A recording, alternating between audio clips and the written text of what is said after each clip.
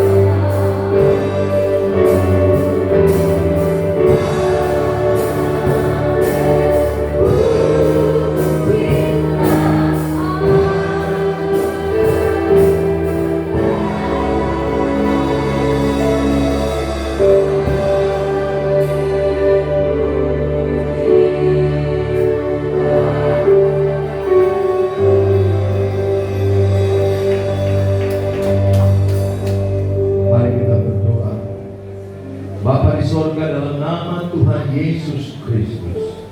Kami percaya Tuhan Yesus, Engkau telah lahir di dalam hati kami sebagai juru selamat bagi hidup kami, menyelamatkan kami. Dan kami juga percaya Engkau lahir menyelamatkan seluruh keluarga kami. Kami percaya satu orang selamat, seisi rumah kami diselamatkan. Bagaimanapun keadaan keluarga kami, Engkau lahir untuk menyelamatkan seisi rumah kami, Tuhan. Menyelamatkan keturunan kami, menyelamatkan yang sedara dengan kami, menyelamatkan orang-orang yang kami cintai. Bagilah kami semua malam ini menjadi saluran keselamatan bagi banyak yang terhilang. Karena Kau datang untuk mencari dan menyelamatkan yang terhilang. Terima kasih Bapa. Dalam nama Tuhan Yesus, kami siap menerima firman Allah.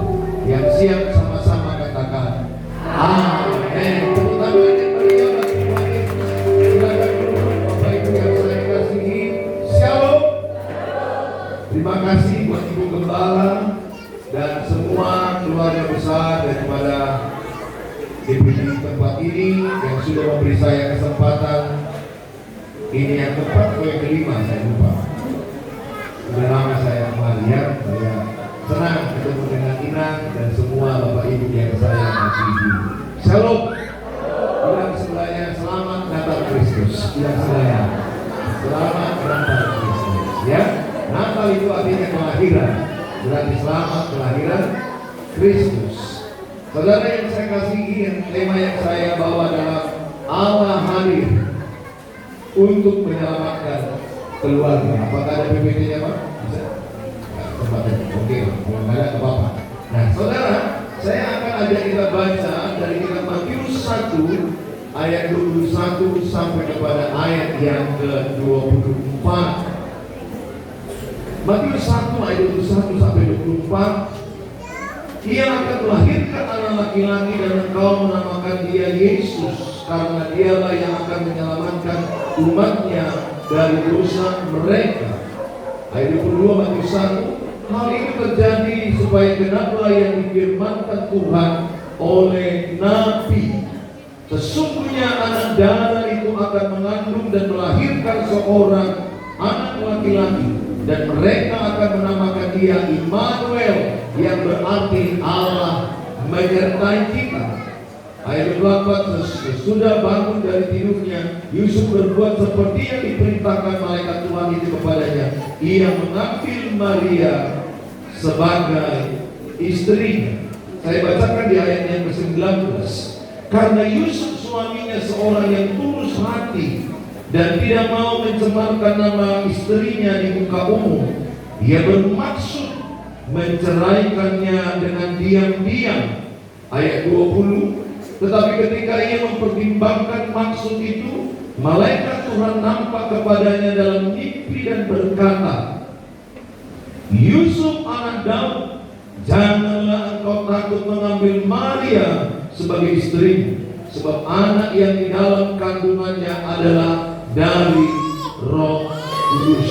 Saudara yang saya kasihi, ini adalah cerita bagaimana hubungan daripada Yusuf dan Maria dalam titik yang terendah, hubungan yang sangat rentan dengan perceraian.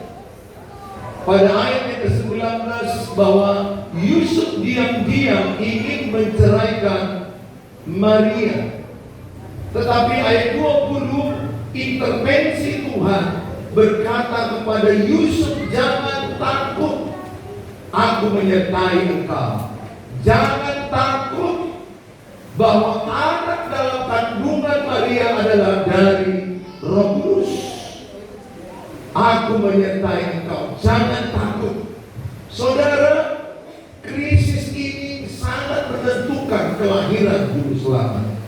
Krisis ini sangat menentukan kelahiran Tuhan Yesus di Bethlehem. Oleh karena itu, tema yang kita ambil hari ini adalah Allah lahir menyelamatkan keluarga yang sedang hancur. Percayakah Bapak Ibu yang saya kasihi, ada banyak orang sekarang berpikir mau cerai. Siapa di antara saudara yang pernah berpikir diam-diam mau cerai? Siapa di antara kita yang pernah terlintas pikiran mau cerai? Jujur dulu di ruangan ini Natal ya. Gak nakal pun jujur, nakal lebih jujur. Siapa yang pernah selama pernikahannya muncul pikiran mau cerai? Saya pernah. Semua kalian tidak pernah. Harusnya kalian khotbah di sini, aku di situ. Sudah salah pendeta kalian. Saya jujur pernah. Siapa yang pernah? Bahkan pernah berkata, kalau bisa aja kita. Saya pernah angkat tangan. Siapa yang pernah muncul kalimat itu? Nah, udah pernah. Saudara kawan itu 1, 2, 3, 4 yang jujur, 5 yang jujur, 6 jujur, 7 jujur, 8 jujur. Puji Tuhan, makin banyak orang jujur, makin banyak berkatnya. Amin. Haleluya. Bilang sebelahnya, jujur aja kamu di rumah Tuhan. Di gereja aja pun kita bohong-bohong, bagaimana lagi di luar? Di gereja kita itu apa adanya. Amin. Tuhan suka dengan orang apa adanya. Betul? Ya, dan kita bersuka dengan orang apa adanya. Kita gak suka dengan orang yang banyak topeng. Kita gak suka dengan orang yang banyak drama-dramanya. Kita tidak suka dengan orang yang pura-pura. Roma 12 ayat yang dikatakan Roma 12 ayat 9, kasih itu tidak pura-pura. Jangan pura-pura mengasihi edanya, selalu edan selama Natal, pikir di hatinya, maafin mau edan, bayar utangmu edan, jula-jula belum kau bayar, arisan belum kau bayar. Saya mau berdoa sama saudara, kelahiran Kristus menyelamatkan hubungan Yusuf dan Maria. Ya, kelahiran Kristus, datangnya Kristus dalam keluarga kita menyelamatkan. Saya pernah gini terendah, kayak Yusuf berpikir diam-diam, kalau bisa cerai aku dengan istriku. Pikir aja, kalau kalian tak pernah ya kalian lihat. Udah pendeta loh aku ingat, udah gembala, rumahku gereja, sudah sekolah teologi ya. Karena jujur menikah itu tidak mudah. Sulit menikah itu. Dan Tuhan bilang tidak ada perceraian kecuali kematian. Mana bisa kita bilang bercerai hanya gara-gara bau badannya? Ada loh yang melapor ke saya. Serius, saya tangani suami istri. Saya tangani daripada apa? Saya tangani. Bulan Jum langsung. Suaminya mau buka cerai istrinya. Kenapa kau buka cerai? Aku bilang, bau badannya kata ini. Ada bisa. Udah waktu pacaran tak kau cium badannya. Ada aja aku bilang, makanya Bapak bayangkan tipu-tipunya. Saudara dengar baik. Saya hanya mau katakan turunlah yang terdekat kita. Saya hanya mau katakan kepada saudara, rumah tangga itu adalah, pernikahan itu adalah persatuan dua pribadi yang banyak perbedaan. Namanya pun menikah dengan lawan jenis. Berarti jenisnya berlawanan. Ya kan? Menikah dengan lawan jenis. Ada di sini menikah dengan yang sejenis. Kita menikah dengan lawan, betul nggak? Kita menikah dengan lawan jenis. Sifatnya berlawan. Waduh, amin lah.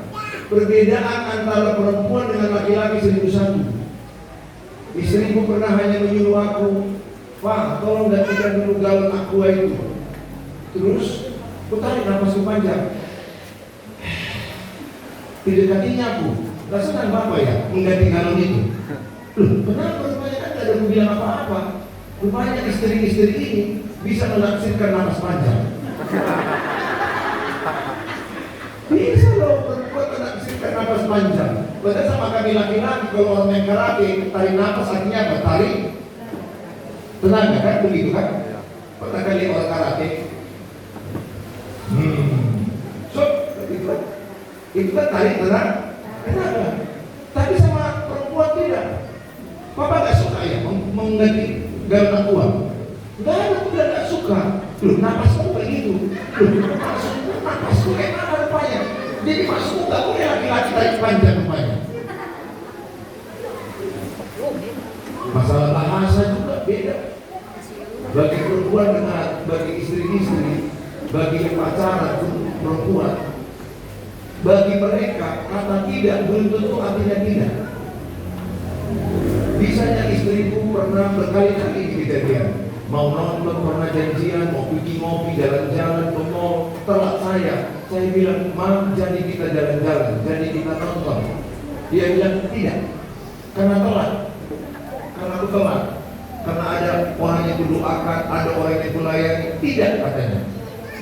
Bagi laki-laki arti tidak apa artinya, Pak? Tidak kan? Bagi kita artinya tidak. Tidak artinya tidak jadi. Semua laki-laki kan begitu. Pasti. Cek aja di kamus besar bahasa Indonesia. Kutanya 3 kali. Seperti Simon Petrus kan menyangkal 3 kali sebelum ayam berpokok. Jadi kutanya sama dia, "Maaf, jadi kita pergi jalan-jalan?" Tidak. Loh, oke, sekali lagi ya, Mak, supaya jangan nanti salah aku. Jadi kita pergi? Tidak. Ngerti tidak. Oh iya lah, ngerti aku tidak. Tidak jadi. Pergilah aku ngopi-ngopi sama kawan, ke teman. Pulang-pulang dari ngopi-ngopi disalibkannya. Coba. Egois kau, sombong kau, gak memperhatikan perasaanku. Tadi kata mama tidak. Artinya tidak jadi. Rupanya bagi suami, bagi istri arti tidak, Pak. Bujuk aku, rayu aku, berjuanglah, sabar kau, lakukan sesuatu, kasih uang tunai.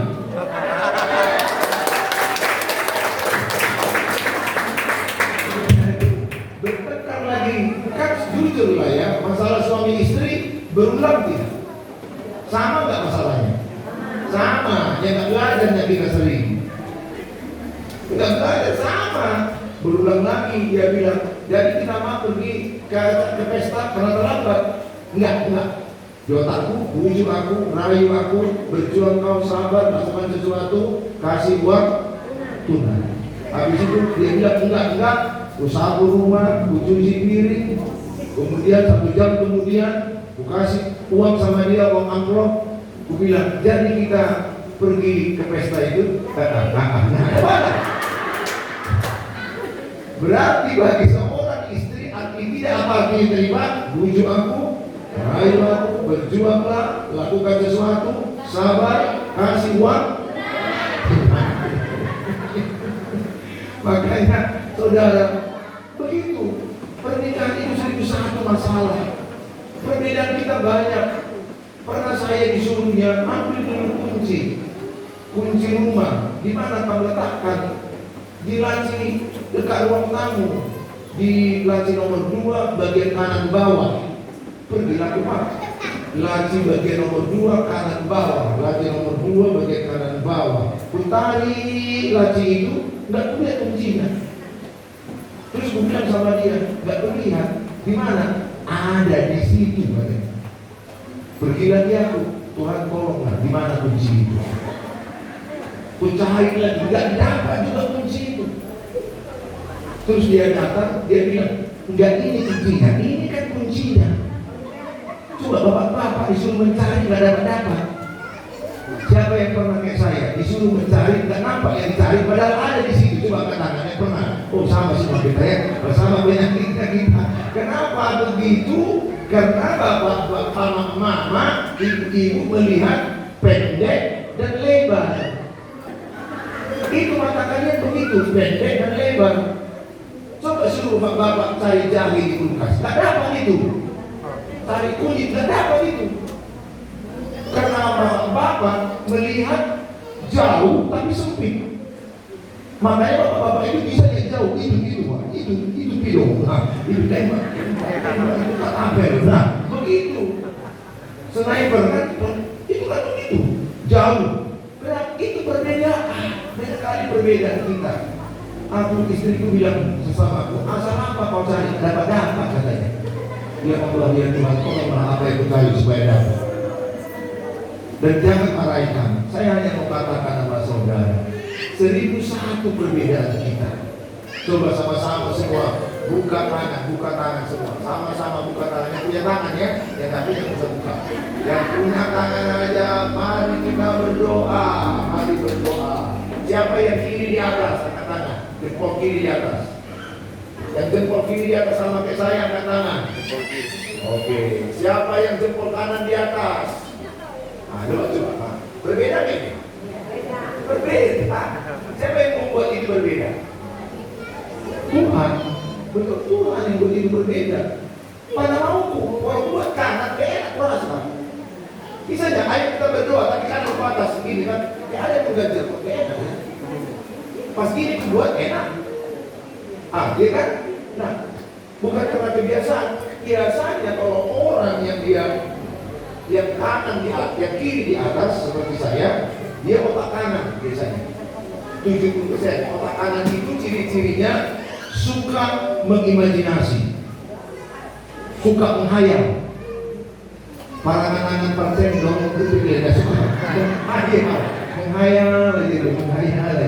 Bisa dia menghayal ruangan ini, kalau ini di sini, kalau ini di sini, ini di sini, menghayal dia. Nah, di otak kanan begitu. Yang kanan di atas biasanya otak kiri.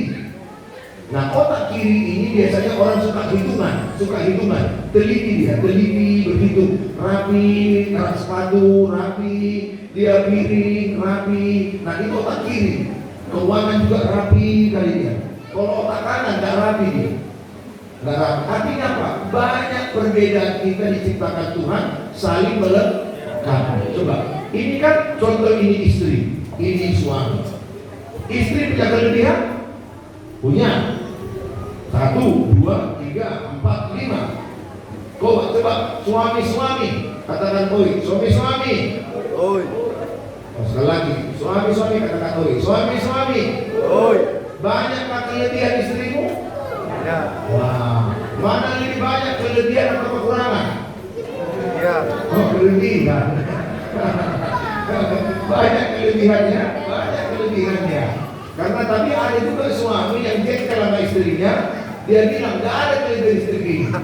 Negatif semuanya, negatif katanya. Yang benar itu ada kelebihan 1, ada kelebihan 2, kelebihan 3, kelebihan 4, 5. Tapi sekaligus ada kekurangan 1, ada kekurangan 2. Nah, ada kekurangan 1, kekurangan 2, kekurangan 3, kekurangan 4. Demikian juga suami ada kelebihannya. Istri-istri katakan koi, istri-istri. Ada kelebihan suamimu? Apa itu? Coba sebutkan dulu. Satu aja apa kelebihan suamimu? Apa kelebihan suami? Hah? Bekerja keras. Nomor 2, perhatian. Wih, luar biasa. Yang ketiga, mau kasih uang. Iya, mau bantu kerja di dapur. Hebat itu. Ada kelebihan suami 1, 2, 3, 4, 5. Ada kekurangannya? Ada 1, 2. Coba tangannya sama-sama diberikan. Nah, ini suami istri ya. Kelebihan. Maka dia saling melengkapi. Kelebihan suami melengkapi istri. Coba temukan begini. Coba yang dikatakan suami istri. Bilang sama pasangannya, kita saling melengkapi. Bukan saling menghancurkan. Tidak sebelahnya ya. Jangan saling menghancurkan. Kelebihan suami menutupi kekurangan. Kelebihan istri menutupi kekurangan suami. Siapa yang paling cepat lupa, suami atau istri? Kan serentak semua. Sudah diletakkan payung. Besok tanya di mana payung kamu letakkan? Di mana yang payungnya? Lupa deh, baru semalam. Maksudnya apa? Kita ini nggak perlu bertengkar. Ada 4F. Orang menyelesaikan persoalan rumah tangga. 4F. Berapa F? 4F. Pertama, ini bahasa kalau fight. Ini bahasa kalau di Amerika. Nah, saudara, fight ini artinya apa? Berantem, bertengkar. Pernahkah suami istri berantem, bertengkar gara-gara ada persoalan? Siapa yang pernah yang sampai fight suaranya kuat-kuat, berubah kau. Istriku udah begini, kau udah berubah. Sempat itu, udah berubah banyak. Semakin tutup berubah, semakin istri pendeta kau harus berubah. Dirimu pendeta udah berubah. Ngeri. Sempat aku pernah begitu, udah lama dan sudah bertahun-tahun kami tinggalkan. Itu dulu, sampai lupa kami begini apa? Istri juga di sini, apa bermain? Banting pintu, istri juga banting pintu. Itu namanya fight, bertengkar. Biasanya orang yang perempuan ini ada luka di hatinya. Orang yang terluka masa kecil, maka ketika dia menikah, menikahi pasangannya. Tanda-tandanya apa? Berteriak. Tanda-tandanya apa? Marah-marah. Dan yang kedua, kalau orang yang terluka, tanda-tandanya apa? Silent. Tahu silent? Silent apa? Diam. Itu sama. Kutanya, apa masalah apa? Diam. Jawab sendiri, tanya sendiri. Berkali ini, jawab sendiri, tanya sendiri. Saudara, luka. Siapa di antara saudara yang pernah bertengkar dalam pernikahan sampai kuat-kuat suaranya, atau sampai banting pintu, sampai berteriak, sampai keluar, sampai berteriak? Siapa yang pernah berteriak? Coba angkat tangan. Bibi ini tujuh kali dari tadi, 24 kali dari bibi. Mana suami kamu? Mana suami? Enggak ikut gereja. Oh, di surga. Oh iya, puji Tuhan. Nah saudara, tapi saya suka jujur. Tuhan paling gak suka orang di gereja itu mengaku pura-pura bagus rumah tangganya, tapi hancur. Pura-pura dibuat dari Facebook, disilang dengan istrinya. Mana? Tapi di rumah aku cekek kau mati kau. Ada orang pura-pura di sosmed, pura-pura mesra, pura-pura romantis, pura-pura baik, pada di rumah berantem. Saudara, perhatikan baik. Ketika suami istri bertengkar, pertama, lukanya masih kuat. Siapa di ruangan ini yang kalau ada masalah berteriak-teriak, luka kuat di hati. Ada luka di hati. Kedua, siapa di ruangan ini kalau ada masalah diam, bendam, silent, gak mau ngomong, itu pun sama, lukanya kuat. Lihat anakmu beberapa di rumah diam aja, itu luka. Kalau anakmu suka diam, itu terlalu luka. Karena gak nyaman bicara, kalau bicara dibentak. Banyak orang terluka. Pernahkah kalian menjumpai anak ditanyain, jadi gimana masalahnya? Diam aja, pernah jumpai begitu? Itu orang terluka.